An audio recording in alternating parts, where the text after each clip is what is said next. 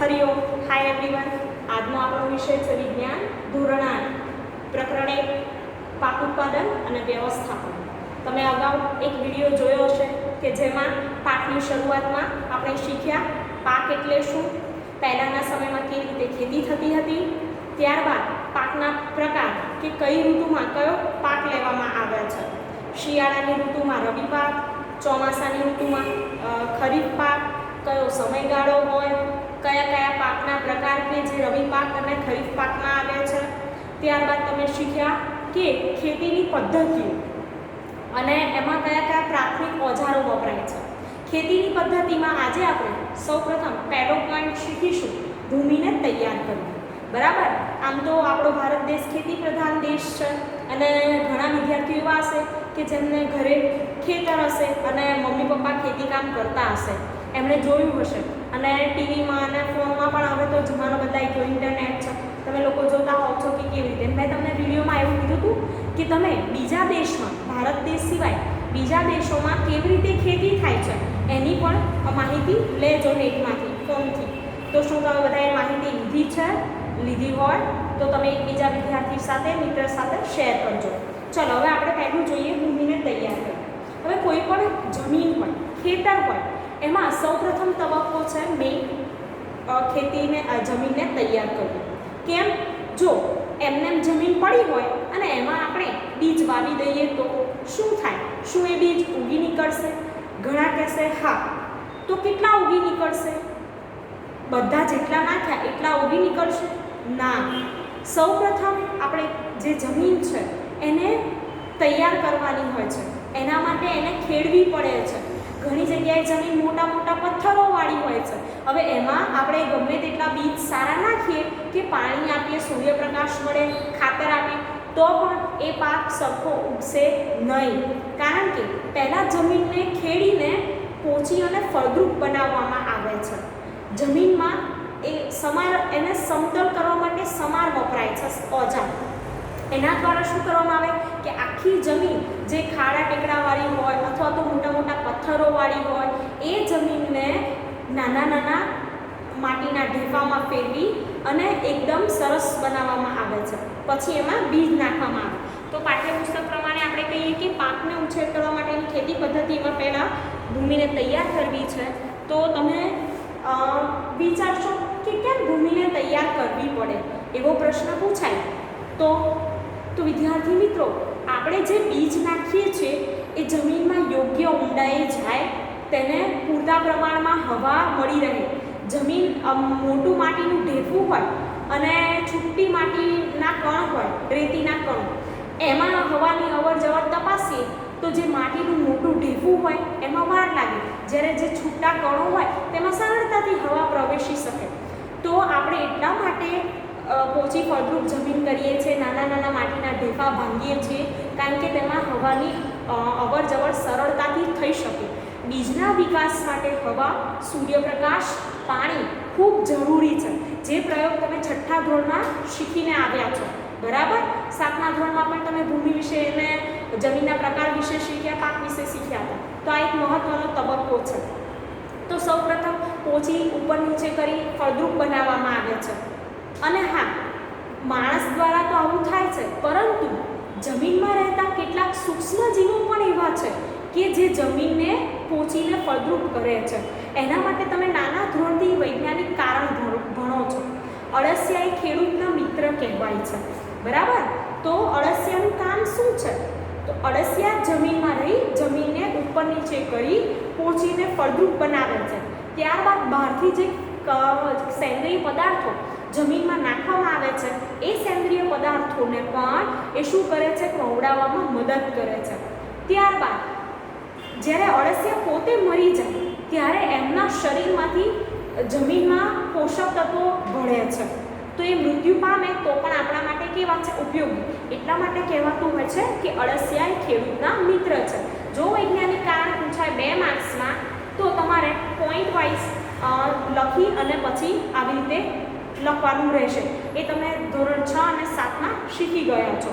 હવે આગળ વાત કરીએ કે પોચી માટી શા માટે મૂળને શ્વસન કરવામાં સહાય કરે. તો મેં તમને વાત કરી કે સરળતાથી હવા અંદર જાય અને હા, જમીનમાં પાકના જે મૂળરોગ હોય છે ઊંડે સુધી વિસ્તરતા હોય છે અને નીચેથી પાણી, હવા, ખનિજ ક્ષારોનું શું કરે છે?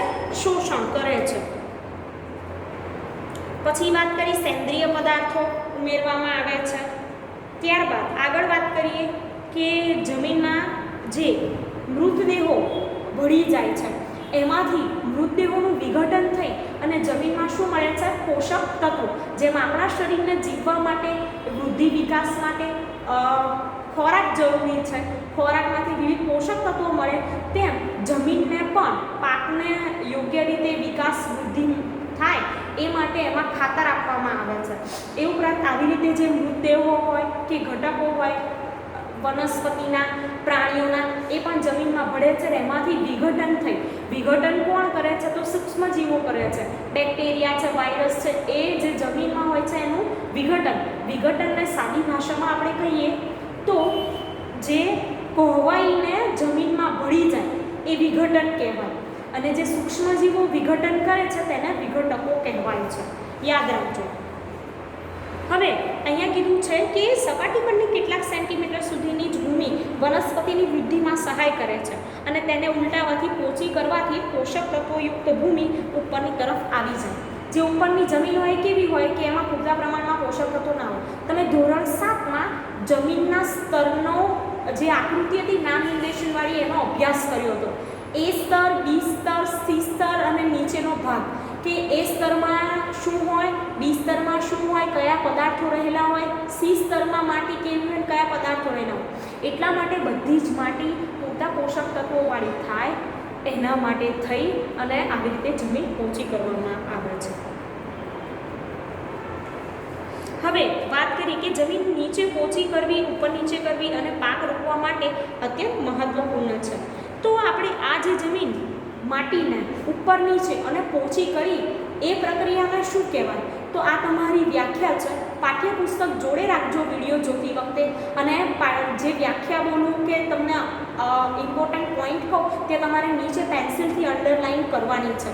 અને હા, આગળના વિડીયોમાં મેં તમને જણાવ્યું હતું કે તમે ચોપડો બનાવો અથવા તો જે નોટ બનાવો એમાં જે અગત્યના પોઈન્ટ છે, વ્યાખ્યા છે, એ લખાવો બોર્ડ પર, એ તમારે નોટબુકમાં લખવાની રહેશે.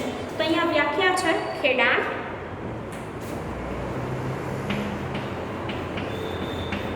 વ્યાખ્યા તમે નોટબુકમાં લખી શકો છો. આવી રીતે પોઈન્ટને હાઇલાઇટ કરવા માટે જેમ હું રંગીન ચોકનો ઉપયોગ કરું એમ તમે રંગીન પેનનો ઉપયોગ કરી શકો છો. એના માટે તમે બ્લેક પેનનો ઉપયોગ કરી શકો. રેડ પેન તમારે યુઝ કરવાની નથી.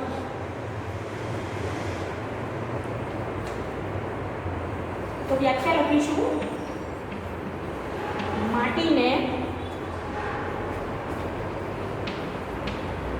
ઉપર, નીચે અને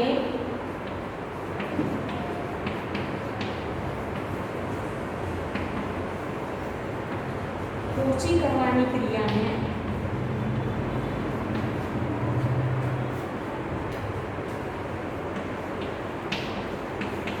ખેડાણ કહે છે. વ્યાખ્યા યાદ કરવાની રહેશે, તમારે તૈયાર કરવાની રહેશે. પોઈન્ટ સમજ્યા છો તો વ્યાખ્યા આપોઆપ આવડી જશે. હવે વાત કરીએ કે આ પ્રક્રિયાને હળ ચલાવીને કરવામાં આવે છે. ખેડાણ શાના દ્વારા થાય? તો પહેલાંના સમયમાં અત્યારે પણ ઘણી જગ્યાએ જે એટલી બધી ટેકનોલોજીનો વિકાસ નથી થયો ત્યાં હજુ પણ હળ દ્વારા જ આવી રીતે ખેડાણ કરવામાં આવે છે. હળ સિવાય ઘણા બધા ઉપકરણો પણ હવે વિજ્ઞાન અને ટેકનોલોજીના વિકાસ સાથે આવ્યા છે કે જેનાથી ઓછા સમયગાળામાં અને સરળતાથી ખેડાણ થઈ શકે. હળ દ્વારા તો કેવું કે બળદની જરૂર પડે, પ્રાણીની જરૂર પડતી હતી. હવે એવું થતું નથી. હવે જો હળ લાકડાનું અથવા લોખંડનું બનેલું હોય છે, એવું પૂછાય કે હળના પ્રકાર જણાવો. કેટલા છે? કયા કયા? તો તમારે હળના 2 પ્રકાર લખવાના છે. પ્રશ્ન શું પૂછ્યો છે એ પ્રમાણે તમારે જવાબ આપવાનો રહેશે. એ માટે શાંતિથી પહેલા પ્રશ્નને સમજવાનો, પછી જવાબ લખવાનો. કારણ કે ઘણા વિદ્યાર્થીઓ હળના પ્રકાર જ્યારે હું પૂછું તો શું લખી દેતા હોય? હળના ભાગોના નામ લખી દેતા હોય છે. હળના ભાગ અલગ છે, હળના પ્રકાર અલગ છે.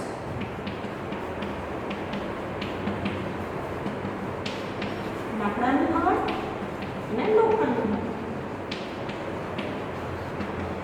હવે તમારી પાઠ્યપુસ્તકમાં હળની આકૃતિ આપેલી છે કે હળના 3 ભાગ છે, હળ શાફ્ટ, પછી ફાલ અને જોત.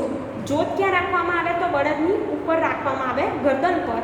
પછી નીચે તમે જોઈ શકો ફાલ છે અને વચ્ચેનો ભાગ છે તેને કહેવાય છે હળ શાફ્ટ. હવે વાત કરીએ કે ખેડેલ ખેતરમાં માટીના મોટા ભાગ પણ હોઈ શકે, તેને ઢેફા કહે છે. હવે ઢેફાની વ્યાખ્યા છે, સમજૂતી આપી કે મોટા માટીના જે ભાગ હોય એને ઢેફા કહેવાય.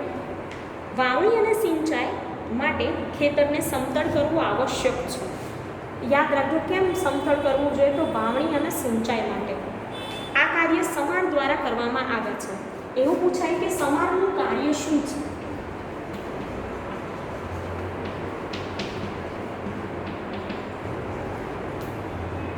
તો સમારનું કાર્ય છે ખેતરને સમતળ કરવું. સમતળ એટલે એકદમ મોટા ઢેફા ભાગી અને નાનામાં ફેરવવું.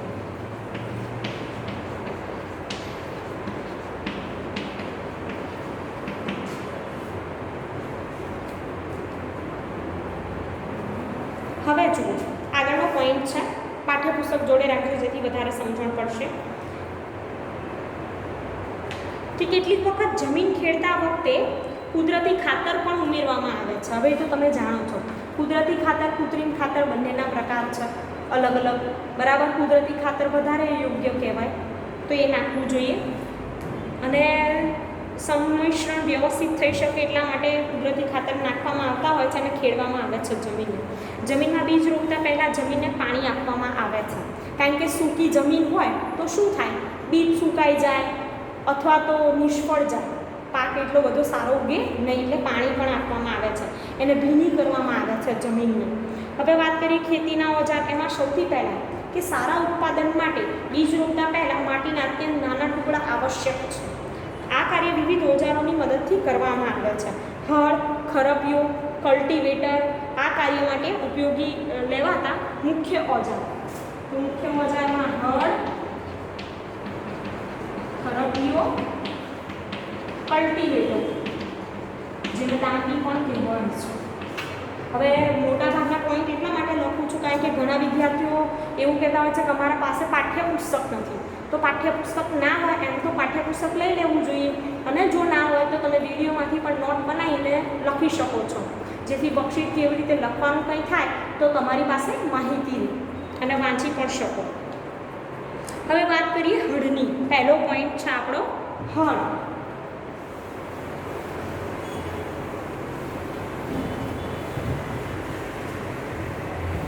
અને રોજે તો તમે ચેપ્ટર વાંચશો એટલે તમને માહિતી યાદ રહેશે. વાંચન જરૂરી છે. હવે જો પહેલાંના સમયમાંથી જ હળનો ઉપયોગ થતો હતો, બરાબર છે. તમે આદિમાનવથી સામાજિક વિજ્ઞાનમાં ભણો છો કે ધીમે ધીમે ખેતી કરતા શીખ્યા અને હળનો ઉપયોગ થયો. તો હળનો ઉપયોગ ક્યાં ક્યાં થાય છે તો પહેલા પોઈન્ટ્સ લખીશું આપણે. 2 માર્કનો પ્રશ્ન પૂછાય તો તમને આવડવું જોઈએ કે જમીનની ખેડ કરવા,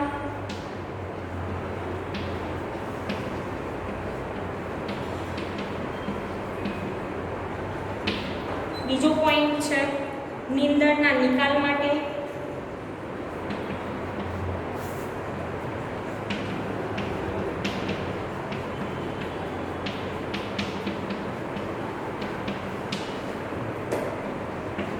ત્રીજો પોઈન્ટ છે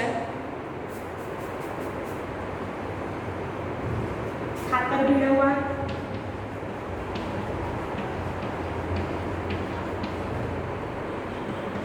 ચોથો પોઈન્ટ છે માટીને ખોદવા. તો 2 માર્કનો પ્રશ્ન હોય તમે 4 પોઈન્ટ્સ લખશો એટલે પૂરા માર્ક્સ મળી જશે. તો પૂછાય કે હળનો ઉપયોગ ક્યાં થાય તો તમે આવી રીતે લખજો. હવે 8મા ધોરણમાં છો એટલે આમ તો વાંધો નહીં, તમને ખબર છે કે કેવી રીતે લખવું જોઈએ. ત્યારબાદ વાત કરીએ કે આ ઓજાર લાકડાનું બનેલું હોય છે, જેમાં બળદની જોડ અથવા તો પ્રાણીઓ જેવા કે ઘોડા, ઊંટ વગેરેનો ઉપયોગ કરી શકાય. તો એ તો તમે જોયું જ છે, બરાબર ને, કે ખેતરમાં બળદોનો ઉપયોગ થતો હોય છે અને ઘણી જગ્યાએ એવું હોય કે બળદ ના હોય તો ઘોડા, ઊંટનો પણ ઉપયોગ થાય. હવે તેમાં લોખંડની મજબૂત ત્રિકોણાકાર પટ્ટી આપેલ હોય છે, જેને ફાલ કહેવાય. તમે નીચે આકૃતિ જુઓ, એ આકૃતિમાં તમને છેલ્લે પાયાના ભાગમાં ત્રિકોણાકાર પટ્ટી દેખાય છે, જે લોખંડની મજબૂત બનેલી હોય છે, જેને ફાલ કહેવાય છે. ત્યારબાદ હળનો મુખ્ય ભાગ, વચ્ચેનો ભાગ છે જે લાકડાનો બનેલો છે, તેને કહેવાય છે હળ શાફ્ટ. આકૃતિ જોતા રહેજો બુકમાં. અને જે બળદના ગરદન ઉપર બે બાજુ લગાવવામાં આવે છે, બે બળદને, એ ભાગને કહેવાય છે જોત. અને એક જોડ બળદ હોય અને એક માણસ હોય છે કે જે તેને સરળતાથી ચલાવી શકે છે. હવે આજકાલ લોખંડના હળ ઝડપથી લાકડાની જગ્યા લઈ રહ્યા છે. ધીમે ધીમે લોખંડનો વિકાસ વધ્યો એટલે હવે લાકડાના હળની બદલે લોખંડના હળ પણ પ્રચલિત બન્યા છે. હવે બીજો પોઈન્ટ છે ખરપિયો. આ હતી હળની વાત. હવે બીજું શીખીશું ખરપિયો. તમારે દરેક ઓજાર તૈયાર કરવાના છે, એના ઉપયોગ,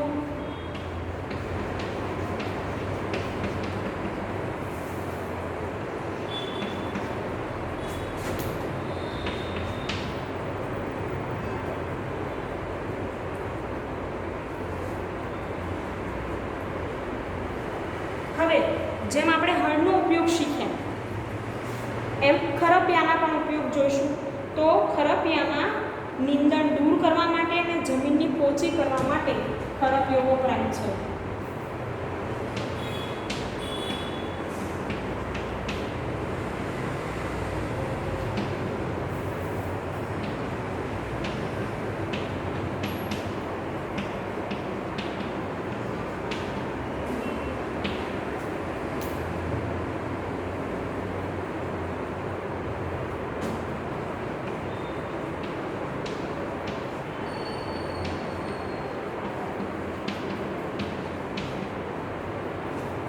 નીંદણ દૂર કરવા અને જમીનને પોચી કરવી. તેમાં લોખંડ કે લાકડાનો લાંબો દંડો આવેલ હોય છે અને એક મજબૂત પહોળી લોખંડની વાળેલી તકતી. તમે જુઓ, એની પણ આકૃતિ આપેલી છે પેજ નંબર 4 પર પાઠ્યપુસ્તકમાં, કે લોખંડની વળેલી પ્લેટ આપી છે, પકડ, હેન્ડલ, બીમ અને વચ્ચેનો જે ભાગ છે એ ધરી કે સળિયો છે અને એ લોખંડનું બનેલું હોય છે, જેથી નીચેની જે પ્લેટ હોય એના દ્વારા નીંદણ શું થાય, કપાતું જાય. હવે નીંદણ એટલે શું, પાછો પ્રશ્ન થશે, તો એ આગળના ધોરણમાં તમે શીખીને આવ્યા છો કે પાકની સાથે જે બિનજરૂરી વનસ્પતિ ઉગી નીકળે છે તેને નીંદણ કહેવાય છે.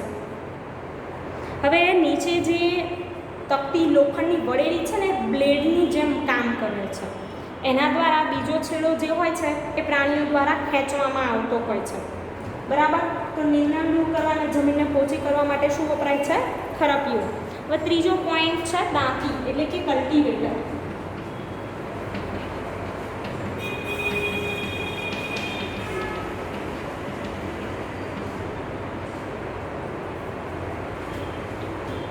હવે ખેતરની ખેડ કરવા માટે ટ્રેક્ટર દ્વારા સંચાલિત, આ કેવું છે કે ટ્રેક્ટર સાથે જોડીને કરી શકાય ખેતી. તો ખેડ માટે દાંતી એટલે કે કલ્ટિવેટરનો ઉપયોગ થાય છે અને કલ્ટિવેટરના ઉપયોગથી શ્રમ અને સમય બંનેની શું થાય છે, બચત થાય. તો આપણે લખીશું ખેતરની ખેડ કરવા ઉપયોગ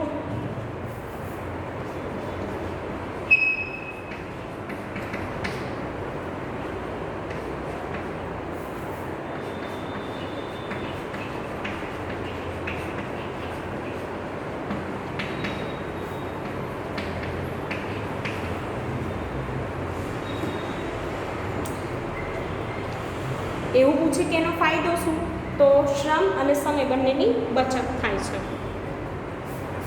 હવે જો બીજો તબક્કો શીખવાનો છે કે વાવણી. પહેલો પોઈન્ટ શીખ્યા ખેતી ભૂમિને તૈયાર કરવી. તૈયાર કર્યા બાદ એમાં કયા કયા ઓજારોનો ઉપયોગ થાય એ પણ શીખ્યા. હવે વાત કરીએ બીજો પોઈન્ટ, વાવણી.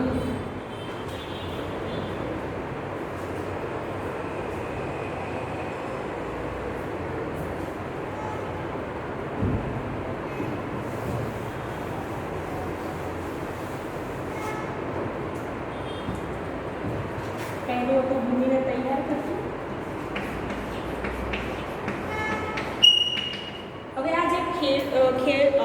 જમીન હતી, બરાબર, જે ખેતી માટે આપણે તૈયાર તો કરી લીધી. હવે બીજો તબક્કો શું છે? તો એમને એમ રહેવા દઈશું?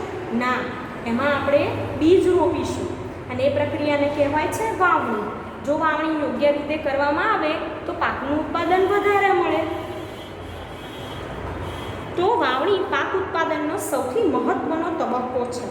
વાવણી પહેલાં સારી ગુણવત્તાવાળા બીજની પસંદગી કરવામાં આવે છે. હવે એના માટે 6થા ધોરણમાં પ્રયોગ આવતો હતો કે કેટલાક બીજ લેવાના, તેને પાણીમાં ડુબાડી રાખવા, પાણીમાં નાખવાના ડુબાડીને. તો કેટલાક બીજ ડૂબી જશે, કેટલાક પાણીમાં તરશે. જે બીજ તરશે એ બીજ ક્ષતિવાળા, જે બીજ ડૂબી જાય એ બીજ કેવા કહેવાય? સારા કહેવાય, બરાબર. તો યોગ્ય પ્રમાણે ગુણવત્તાવાળા બીજની પસંદગી કરવી ખૂબ જરૂરી છે.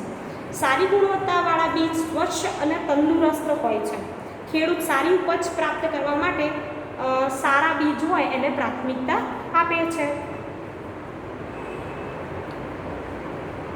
હવે જુઓ, તો અમે તમને કીધું અહીંયા પ્રવૃત્તિ આપી છે કે બીકર લઈને પાણી અડધું ભરી એમાં ઘઉંના દાણા નાખવાના, થોડોક સમય રાહ જોવાનું. તો જે તરી જાય એ હલકા હોય, જે તળિયે બેસી જાય એ ભારે હોય, જે તરવા લાગે ક્ષતિવાળા, એમાં વચ્ચે જગ્યા હોય, હવા ભરાઈ જાય એટલે તરે અને બગડેલા હોય છે. જ્યારે જે નીચે બેસી જાય છે એ યોગ્ય ગુણવત્તાવાળા બીજ હોય છે.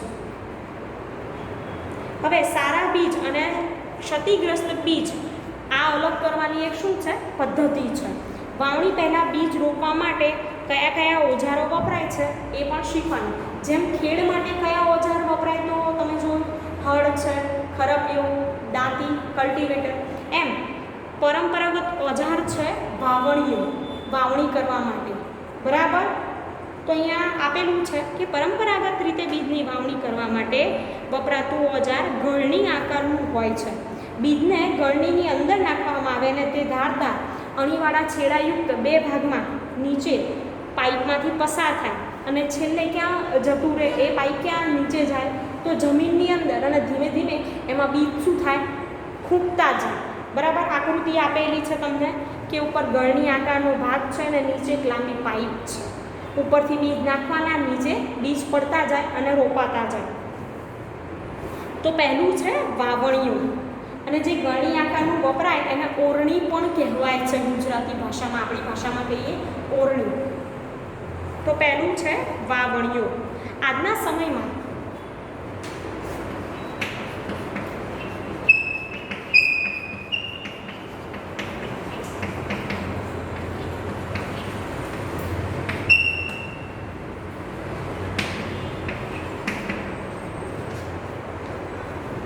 ટ્રેક્ટર દ્વારા સંચાલિત વાવણીઓ એટલે કે સીડ ડ્રીલનો ઉપયોગ થાય છે. હવે વાવણીઓ કેમ વપરાય? માણસો પહેલાંના સમયમાં માણસો જ બીજ રોપી દેતા હતા, પણ હવે વાવણી કરવા માટે વાવણીઓ વપરાય. કેમ? કારણ કે એ સાધન છે. દરેક બીજને યોગ્ય અંતરે, યોગ્ય ઊંડાઈએ રોપી શકે એટલા માટે વાવણીયાનો ઉપયોગ થતો હોય છે. એના દ્વારા શું થાય કે 2 બીજ વચ્ચે યોગ્ય અંતર હોય તો બંને બીજને પૂરતા પ્રમાણમાં પાણી, પોષક તત્વો, હવા, સૂર્યપ્રકાશ મળી રહે છે. એક જ સાથે જોડે જોડે બીજ નાખ્યા હોય તો એ બીજમાં પૂરતા પ્રમાણમાં એને બધું જ મળી રહેશે નહીં, અને એના લીધે શું થશે કે પાકનું જે ઉત્પાદન હોય ને એ ઓછું થાય. પરંતુ યોગ્ય અંતરે અને યોગ્ય ઊંડાઈએ જો બીજ રોપ્યા હોય. બીજી વાત કે ઊંડાઈ કેમ મહત્વની છે? હવે ઉપર નાખી દઈએ બીજ તો શું થાય? તો કાગડા છે, ચકલી છે, એવા પક્ષીઓ એ બધા બીજ ખાઈ જાય તો પછી પાક શું ઉગે? કશું ના ઉગે. એટલે એને યોગ્ય ઊંડાઈ, અથવા તો વરસાદ આવે કે એવું આવે તો બીજ આખા ધોવાઈ જાય બધા. તો એને યોગ્ય ઊંડાઈ પણ ખૂબ જરૂરી છે. હવે જુઓ કે રોપણી પછી બીજ માટી દ્વારા ઢંકાયેલું રહે, તેનાથી પક્ષીઓ દ્વારા થતું નુકસાન શું થાય? અટકાવી શકાય છે. સીડ ડ્રીલ દ્વારા રોપણી કરવાથી સમય અને મહેનત બંનેનો બચાવ થાય છે. હવે વાત કરીએ કે 2 છોડની વચ્ચે ગીચતાને રોકવા માટે બંને વચ્ચે આવશ્યક અંતર જરૂરી છે. એના દ્વારા છોડને સૂર્યનો પ્રકાશ, પોષક તત્વો, પાણી પૂરતા પ્રમાણમાં પ્રાપ્ત થાય છે. અને જો ભેગું હોય તો મેં તમને કીધું એમ એને પૂરતા પ્રમાણમાં પોષક તત્વો મળતા નથી. તો અત્યંત ગીચતા પણ રોકવા માટે કેટલાક છોડને શું કરવામાં આવે? દૂર કરી દેવામાં આવે છે. તો તમારે આવી રીતે ધ્યાન રાખવાનું. તમે જ્યારે પાક વાવો કે છોડ રોપો તો એને યોગ્ય અંતર રાખવું જરૂરી છે. તો આ વિડીયોમાં આપણે શું શીખ્યા? હળ વિશે શીખ્યા, કલ્ટિવેટર, ખરપિયો, વાવણી, એના માટે વાવણીઓ. તો આટલા પોઈન્ટ્સ તમે નોટબુકમાં વ્યવસ્થિત રીતે મેઇન પોઈન્ટ હોય લખજો અને તૈયારી કરજો. Thank you.